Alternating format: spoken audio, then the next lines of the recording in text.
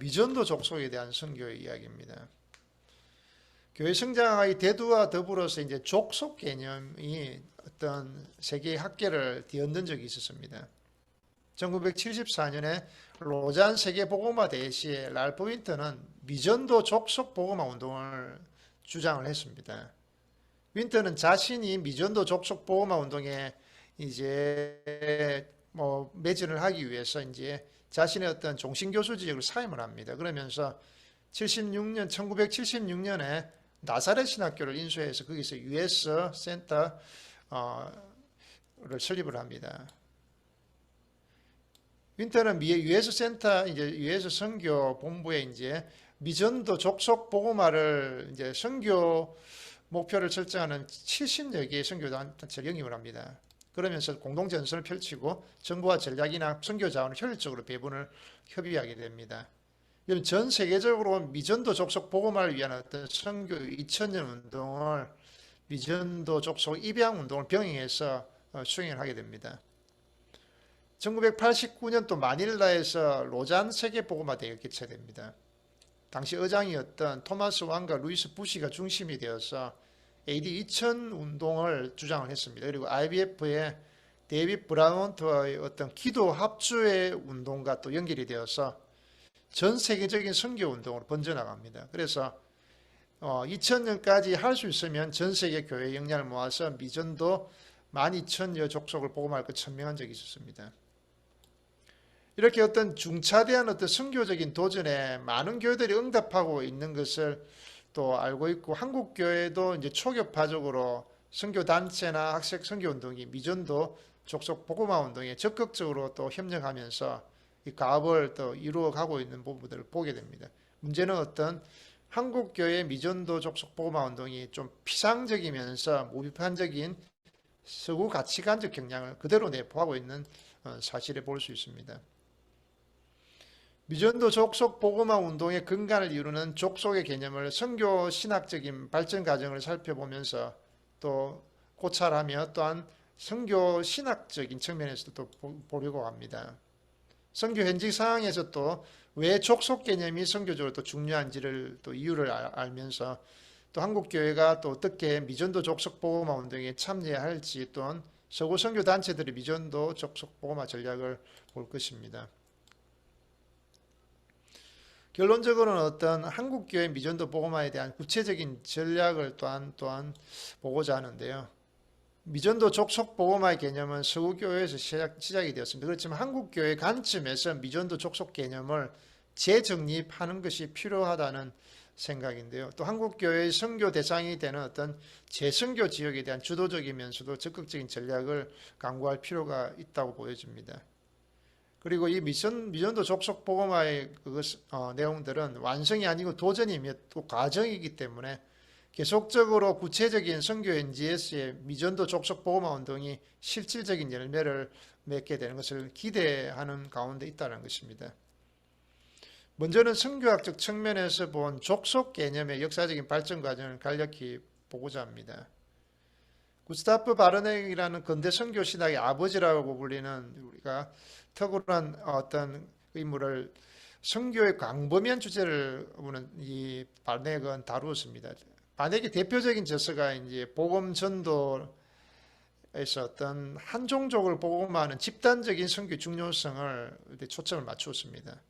민족교회 설립을 선교 목표로 삼자고 주장하기까지 했습니다. 바넥이 보여지는 어떤 탁월한 점은 서구의 전형적인 가치관인 개인주의를 뛰어넘었다는 겁니다. 그리고 세계 3분의 2 지역의 집합적인 사회구조 하에서의 어떤 전체적인 복음화를 위해서 선교의 궁극적인 목표를 논한 것입니다. 그럼에도 이제 종족을 복음화해서 민족교회를 세울 때 따르는 어떤 위험성이 있습니다. 인종주의적으로 흐를 수가 있고요. 국수주의적 경향으로 나는 그런 오류가 있을 수 있고요. 그래서 성경적인 모델을 언급하는 적절한 비평이 요구되는데, 요하네스 바빙크의 화란 선교 신학자의 그런 족속 개념의 위험성의 지적이 또 있었습니다. 피케트 같은 경우는 1930년에서 50년 사이에 인도에서 활동하는 영국 선교사였습니다. 중국 인도의 어떤 134군데 선교기지를 조사하기로는 그 결과를 어떻게 12년 동안에 1%의 성장만 해온 것을 이제 지적을 한 것입니다. 그러면서 연구를 했습니다. 그러니까 그가 내린 결론은 그의 어떤 인도의 기독교 대중운동이라는 책에 잘 나타나 있습니다. 그래서 선교 기지 중심의 개인주의적 전도 방식이 집합적 사회구조가 이제 카스트 제도와 연결되어 있는 이 인도 사회와는 맞지 않는 것을 본 것입니다. 그래서 그는 이제 복음을 전하지만 족속이 중심이 된 족속 운동을 소개한 것입니다. 그래서 이제 피케트가 이제 맥가브란에 영향을 줍니다. 이 맥가브란은 피케트 영향을 보면서 이제 자신의 이제 하나님의 다리, The Bridge of God이라는 하나님의 다리라는 이 책에서 전통적인 선교 방식인 선교 기지적인 접근을 비판하면서 족속 중심의 선교를 주장하게 됩니다.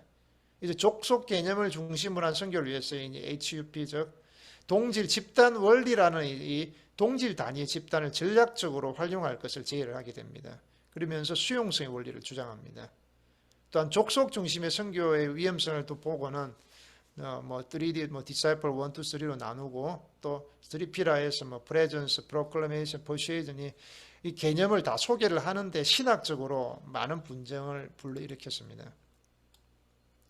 랄프 윈터의 경우는 이제 자신이 맥가브란의 영향을 플러스 신학 대학원 교수로 있던 상황에서 많이 영향을 받았습니다. 그리고 1974년에 로잔 세계복음화 대회에서 이제 미전도 족속 개념을 처음으로 이야기를 하게 됩니다. 그는 이야기가 이렇습니다. 어떤 언어, 문화, 사회구조 등으로 구분을 하면서 전 세계에 24,000여의 족속이 있는데 그 중에 16,000여 종족이 어떤 복음을 전혀 듣지 못한 상황이 있다는 것을 이제 발견을 합니다. 그러면서 1977년, 1980년에 로잔 전략회의와 파타냐에서의 모임 등으로 인해서 미전도 족속의 개념을 명료화시킵니다. 당시 어떤 족속 내에 토착교회가 없는 종족으로 정의됐고 이제 12,000여 종족으로 좁혀지게 됩니다. 윈터에 의하면 이 12,000여 종족이 세계 3분의 지역에 속해 있고 전 세계 선교 지도자의 15% 정도만이 이제 이곳에서 일하고 인구수로는 어떤 35억 정도 된다는 그런 통계를 낸 바 있습니다. 패트릭 존스턴 같은 경우는 WC 외계 국제 총무이기도 하면서 기도 정보라는 기도 정보 책자를 출판했습니다. 이 책에서 독자적으로 어떤 전 세계의 어떤 족속 집단을 조사를 한 것입니다. 그러면 8만여 개의 어떤 세분화된 족속 집단을 구분해 놓은 바 있습니다. 그래서 여기서 12,000여 정도가 미전도 종족으로 발표를 한 것입니다. 윈터와 매우 비슷한 결론을 내렸습니다. 1974년과 1989년에 로잔 세계복음화 위원회가 열렸는데요. 이 로잔 복음화 대회가 윈터의 미전도 족속 개념을 선교학적으로 타당하다고 인정을 하고 전폭적으로 수용을 하여서 선교의 새로 과업으로 받아들인 것입니다. 1989년 로잔 대회에서는 보다 전략적으로 구체화시켰습니다. 그래서 AD 2000년 운동까지 연결이 되었습니다. 그래서 기도 합주의 운동과 전문직이나 비거주 선교 전략까지 논의된 바 있습니다. 두 번째로는 족속 개념에 대한 성경신학적인 고찰입니다. 성경의 족속에 대한 개념이 분명히 나타나 있습니다. 그럼에도 이제 족속 복음화를 궁극적인 선교의 목표로 보는 것은 어떤 성경적인 교회의 어떤 하나됨 연합과 어떤 보편성을 잃어버릴 왜곡될 위험성이 또 있습니다. 그리고 또 인종적인 교회 형성의 어떤 그런 딜레마에 빠질 우려도 있습니다. 이러한 점에서 족속 복음화에 대한 성경적 메시지를 깊이 인식하면서 동시에 족속 중심에 편협된 국수주의적인 교회 형성을 경계해야 될 필요성을 보여줍니다.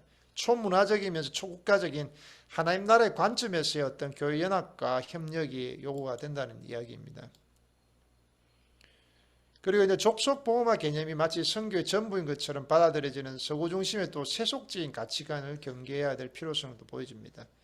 서구 자체에 또 화석화된 명목상의 교인이나 교회를 낳는 위험성도 주목할 필요가 있다는 이야기입니다. 그러면서 미전도 족속 복음화 운동과 아울러서 명목상의 어떤 교인들과 대교회들을 재복음화 시켜서 또 재교육하는 중요성을 보아야 하는 것입니다. 그럼 구약에서의 족속을 이야기를 하자면 창세기 10장 20절과 31절을 보게 되면은 노아의 아들 셈, 함, 야벳에 의해서 전 세계 인류가 분포가 되어집니다. 그게 이제 각 족속이나 방언, 지방, 나라라는 표현이 나옵니다. 또 11장에 보면은 이 두 번째 인류가 또 범죄를 합니다. 그러면서 언어가 혼잡해지고 전 세계로 흩어지게 됩니다. 12장 3절에 보면은 하나님이 이 인류의 범죄에도 불구하고 하나님과 멀어진 땅에 모든 족속들에게 아브라함을 통해 그리고 아브라함의 후손을 통해서 복 주실 것을 약속을 하시는 부분들이 나오고 있습니다. 구약에 있어서 어떤 민족교회라고 할 수 있는 이스라엘의 모습을 볼 수 있는데 이것은 또 열방과 모든 민족에 대해 제사장의 사명을 감당할 책임이 있음을 보게 됩니다. 언약적인 책임을 말하는 것입니다. 그래서 이게 관련된 구절들이 출애굽기부터 해서 민수기, 신명기, 열왕기상, 시편 또 요나서 말라기까지 계속 나와 있습니다. 구약의 민족을 크게 하나님의 백성으로서 우리 원어로서 암이라고 그러기도 하고 불신자로서의 이방 민족을 가리키는 또 고위라는 또 말이 있습니다. 그리고 이것이 또한 세부적으로 어떤 특정한 지역에 살고 있는 동일한 문화, 언어, 사회구조를 가지고 있는 민족으로서 또 에레츠라는 또 단어도 있습니다. 그 언어로 구분이 되는 또 라손이라는 말이 있고 또 혈연을 중심으로 한 어떤 종족으로서의 어떤 미시파카라는 또 단어도 있습니다. 그래서 현대적인 의미에서 어떤 미전도 종족은 어떤 구약에 있어서 광의적으로는 또 고위에 속합니다. 또 협의적으로는 또 언어, 문화, 사회구조 때로는 혈연적 측면에 내포되는 에레츠나 라손, 미시파카의 복합적인 의미로서 사람들의 집단으로 보게 되어지는 겁니다. 신약에서의 족속이 있습니다. 신약에서는 마태복음 20장, 28장 19절에서 부활하신 주님이 새 언약의 완성자로서의 모습이 보여집니다. 교회에게 모든 족속으로 제자를 삼을 것을 명령을 하십니다. 또 요한계시록 5장 9절 같은 경우는 삼위 하나님의 구속사역의 결정을 보여줍니다. 마지막 날에 주님의 보좌에 모여있는 하나님의 백성을 각 족속이나 방언, 백성을 나라로 묘사를 하고 있습니다. 그런 것처럼 신약에서도 구약의 하나님의 약속이 구체적으로 복음이 모든 족속에게 전파되어짐으로 이루어질 것을 보여주고 있는 것입니다. 더욱이 또 주목할 필요가 있는 구절은 마태복음 24장 14절이 되겠는데요. 예수님이 천국 복음이 모든 민족에게 다 전거되기 위해서 이제 온 세상에 전파되리 이제야 그제야 끝이 오리라고 말씀하십니다. 이제 물론 이제 학자들 간에 에슨의 명확한 의미에 대한 논란은 있습니다. 그렇지만은 이방인의 총체적인 명칭이든지 어떤 영어의 종족을 뜻하는 말이든 간에 모든 족속에게 복음이 전해져야 한다는 그러한 하나님의 말씀은 당위적으로 성립이 된다는 것입니다. 특히나 어떤 미전도 족속이 지구상에 1천여 그룹으로 존재하고 있다는 것은 또 선교의 큰 도전입니다. 지금은 훨씬 더 줄어들었죠. 또 사도 바울이 또 로마서 15장 20절 21절에서 말씀하고 있는 바와 같이 예수 그리스도 이름을 부르지 못하는 이곳에 복음을 전하는 일에 교회가 총력을 기울일 것을 이야기를 하고 있는 것입니다. 족속 복음에 대한 어떤 성경적인 통찰력은 예수님 자신의 어떤 육체적인 혈연을 통해서 또한 얻게 되는 것입니다. 그리고 육어로는 다윗의 후손으로 태어나신 예수님은 유대인과 이방인의 혼혈 가계를 통해서였습니다. 그리고 이러한 의미에서 미전도 족속 복음화는 궁극적으로 예수 그리스도 안에서 종족 간의 어떤 이질성이 하나가 되어야 하고 우주적인 교회로 세워지는 것이야 된다는 이야기입니다. 세 번째로는 어떤 미전도 족속 개념을 통해 본 선교지 상황을 나누도록 하겠습니다. 대체적으로 미전도 족속이 세계 3분의 2 지역에 분포되어 있음을 너무나 잘 알고 있습니다. 그래서 루이스 부시 같은 경우는 10분의 40창을 발표해서 이 범주의 90% 이상의 미전도 족속이 있다고 했습니다. 근데 종교적인 분표로 보면은 꽤 다양합니다. 26개의 어떤 이슬람 국가로서 인구수가 한 8억 5천, 지금은 더 많을 것입니다. 그리고 8개의 불교 국가의 인구수는 3억 이상입니다. 또 2개의 힌두교 국가의 경우는 일단 10억에 육박하겠죠. 그래서 또 정령숭배 지역도 5천 종족으로 인구수가 2억이 육박합니다. 그래도 공산국가 중국을 포함한다면 사실은 10억에 육박할 것 같습니다. 이러한 어떤 이들 지역의 어떤 미전도 족속이 집중적으로 분포된 것은 복음의 적대적인 어떤 토착 종교의 장벽이 있었다는 것입니다. 이것이 어떤 과거의 식민지 유산을 완전히 청산하려는 어떤 민족주의 감정과 교묘에 얽혀 있고 또 정치적이면서 또 경제적이고 반복음적인 실체를 형성하고 있기 때문이라고 보여지는 겁니다. 그래서 또한 세계 3분의 2 지역의 문화적인 복합성과 이런 사회구조의 다변성은 종족 간의 문화가 있고 또 언어가 서로 이질되어 있고 다르고 또 상호 충족적인 사회 계층 구조가 있기 때문에 이로 인해서 복음이 증거되어지는데 한계를 포함하고 있다는 것이 이야기가 되어지는 겁니다. 구체적인 신뢰로 파키스탄의 총인구를 어떤 1억이라고 가정을 했을 때 기독교인은 200만으로 알려지고 있습니다. 그렇지만은 대부분의 개신교인들이 추라스 쪽에 속해 있는데 그 종족의 사회적 위치는 천민이자 또한 사회 문화적으로는 타 종족과 또 접촉이 불가능한 불가촉 천민인 것입니다. 그런 점에서 추라스 쪽으로 이제 파키스탄 전역을 복음화한다는 것은 엄청나게 어렵다는 것이 현실적이라는 것입니다. 타 종족에 대한 타문화권 선교사가 절대적으로 요청이 된다는 이야기입니다. 비슷한 신뢰로는 이디오피아의 왈라모족이 아루시 갈라족을 복음화하려 했을 때 전통적인 종족 간의 갈등이 있었습니다. 그래서 선교가 거의 불가능했다는 것입니다. 그렇지만 이 다른 칸바타족이 들어와서 이제 아루시 갈라족을 복음화하려고 했을 때는 또 큰 열매를 거뒀다는 것입니다. 미전도 족속 개념을 통해서 어떤 선교에 큰 공헌이 되는 것은 문화적으로 어떤 소외되고 주류 종족에 의해서 그 존재가 숨겨져 있는 듯한 수많은 종족을 찾아내서 적극적으로 복음을 전가할 수 있다는 것입니다.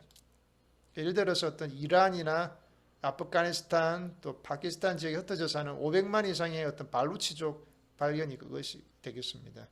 중국 신강성에 살고 있는 어떤 900만 이상의 위구르족도 그 존재일 수 있습니다.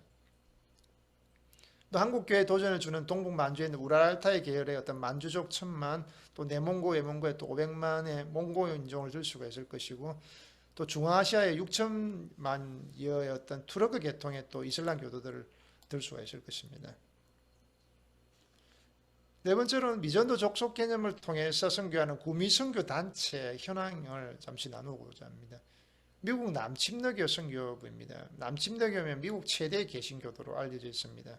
6천여 명의 어떤 선교사를 파송하고 있는 어떤 남침내교 선교부는 처음 2000년까지는 자신들이 선교할 수 있는 어떤 미전도 족속을 300족속으로 보아서 1차적으로 선교사가 선교의 가능성이 있는 족속을 선정하게 합니다. 그리고 그 외의 족속은 비거주 선교 전략이나 전문직 선교 등을 개발해서 복음하기 결정을 한 바 있습니다.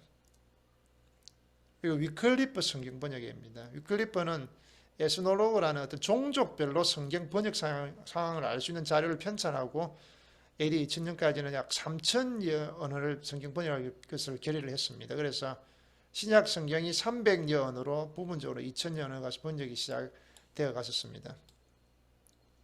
예수전도단 UAM 같은 경우는 사실 1990년 예수전도단은 유엔 산하의 어떤 223개국의 선교사를 보냈음을 선언하고는 또 2000년까지 자신들이 선교할 수 있는 미전도 족속으로 150개 그룹을 설정한 바 있었습니다.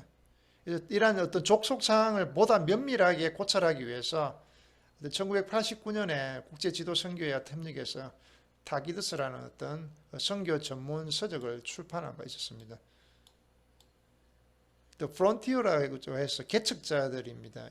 OM 출신인 그렉 리밍스톤에 의해서 창설된 선교 기관인데요. 근데 이 이슬람 복음화를 목표로 해서 짧은 기간에 수백 명의 선교사를 파송을 한 바 있었습니다. 그래서 2000년까지 20년 이슬람교도 미전도 종족을 복음화할 것을 결정하고 선교를 수행하고 있습니다. 그리고 US 센터로서 이제 미국 세계 선교센터인데요.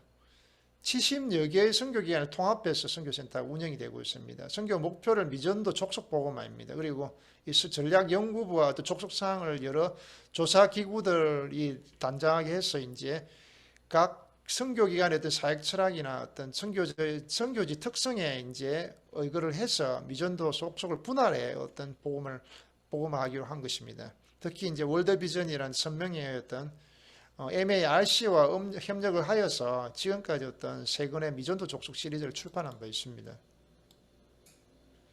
뿐만이 아니라 어떤 많은 교단 선교부나 초교파적인 선교기관이 어떤 미전도 족속 복음화를 어떤 선교의 주요한 목표로 삼고 서로 간에 협력을 하면서 선교에 집중하고 있는 상황입니다. 어떤 한국교회 역시 어떤 남은 과제로서의 미전도 족속 복음화 염두에 두고 있음을 사실을 간과할 수 없을 것입니다. 그리고 3분의 2 지역에 몰려 있고 또 아시아교회 장자적 교회로서의 한국교회의 역할, 그리고 온 세계 교회의 어떤 확립과 그 과업이 성실히 수행되어질 것을 보여지는 것입니다. 다섯 번째 같은 경우는 한국교회 미전도 족속 개념을 어떻게 선교 동력화할 것인가를 짤막하게 말씀을 나눌 수 있다면, 먼저 선교지 선정일 것입니다. 한국교회 선교지 선정에 지금까지 어떤 여러 문제가 사실 있었으면 많은 이들이 지적한 바 있었습니다. 그래서 한국 세계교회 미전도 족속 복음화 운동에서 한국교회가 주도적으로 이제 참여할 필요가 있다라는 말씀을 나누는 것입니다. 그래서 이러한 점에서 어떤 3분의 2 지역의 미전도 족속에 대한 한국교회 관점에서의 더 깊은 조사가 이제 수행이 돼야 될 것을 보여주는 것입니다. 특히나 이제 우라랄타이권의 어느 분이나 어떤 문화나 어떤 종교적으로 쉽게 이해할 수 있는 동양권의 미전도 족속은 한국교회의 선교 책임 내에 둘 수 있다는 것입니다. 그래서 어떤 실질적인 제안을 보게 되면은 개교회가 미전도 족속을 조사하는 것은 사실 어려운 점이 많이 있습니다. 어떤 교단 선교부나 초교파적인 선교 단체에서 미전도 족속 실태 조사를 위한 구체적인 조직이 설립이 되어서 자원이 중복되지 않고 또 불필요한 경쟁을 또 지향을 하는 그 상황 가운데서 서로 간의 어떤 긴밀한 어떤 유기적인 협력이 하나님 나라의 관점에서 또 이루어져야 한다는 부분들입니다. 두 번째로는 선교 전략의 문제가 될 수가 있겠습니다. 미전도 족속을 조사한 후에 어떤 지역과 종족의 특성에 따라 어떻게 선교할 것인가라는 구체적인 전략이 요청되는 부분입니다. 대부분의 어떤 미전도 족속이 복음의 적대적이거나 제한적인 지역에 위치해 있기 때문에 더욱 전략적인 선교가 요구되는 것입니다. 그래서 어떤 조사 가능뿐만이 아니라 전략도 동시에 이루어져야 하는 부분들을 보게 되는데, 한국교회에서 같은 경우는 구미 선교 단체처럼 어떤 전문직이거나 어떤 비거주 선교 전략 혹은 어떤 한나라 제자화 전략 어떤 적극 개발될 필요성을 보여줍니다. 또 이제 선교사 선정의 문제입니다. 선교지가 선정이 되고 전략이 됐으면 선교하는 선교 지도자의 선정의 문제이겠죠. 이 미전도 족속을 복음하기 위해서는 어떤 훈련이 상당히 되어 있는 선교사의 요청을 보게 되는 것입니다. 영적이면서 인격적이면서 신학적인 준비성과 또 특수한 상황에서의 또 적응성과 또 구령의 열정이 있는 성숙한 신앙인으로서 이제 준비되는 부분들을 이야기하는 것입니다. 선교 자원이 평신도의 선교 자원이 또 적극적인 개발되면서 또 목회자와의 어떤 갈등이나 긴장이 없이 상호 유기적인 연결성을 보게 되고 또 팀 선교를 할 수 있는 그 훈련들 반드시 필요로 되어지는 것입니다. 네 번째로는 이제 국제적인 선교 단체와 동반자 관계로서를 보게 되는데요. 구미 선교 단체가 이미 상당한 정도의 어떤 미전도 족속 선교에 참여하고 있는 상황입니다. 또 우리의 또 모습도 구미 선교 단체로부터 배울 부분들이 배우고 또 협력할 부분은 협력해서 또 미전도 족속 복음화 효율성을 또 극대화할 필요성을 보여줍니다. 다섯 번째로 어떤 미전도 족속 개념 선교를 위한 공동협의체 구성입니다.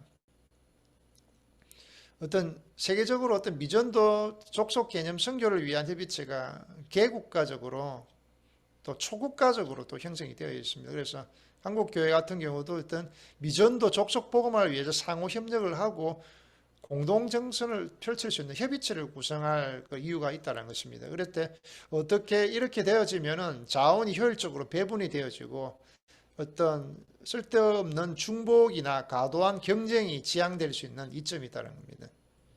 결론적으로도 미전도 족속 선교 같은 경우는 어떤 세계 교회뿐만이 아니라 한국 교회의 어떤 당면한 엄청나게 큰 선교적인 도전이나 과제라는 것이죠. 그래서 이것은 단순히 어떤 적극적인 감정이 아니라 단순한 열정만으로 이루어지지 않는다는 부분들이 주목이 됩니다.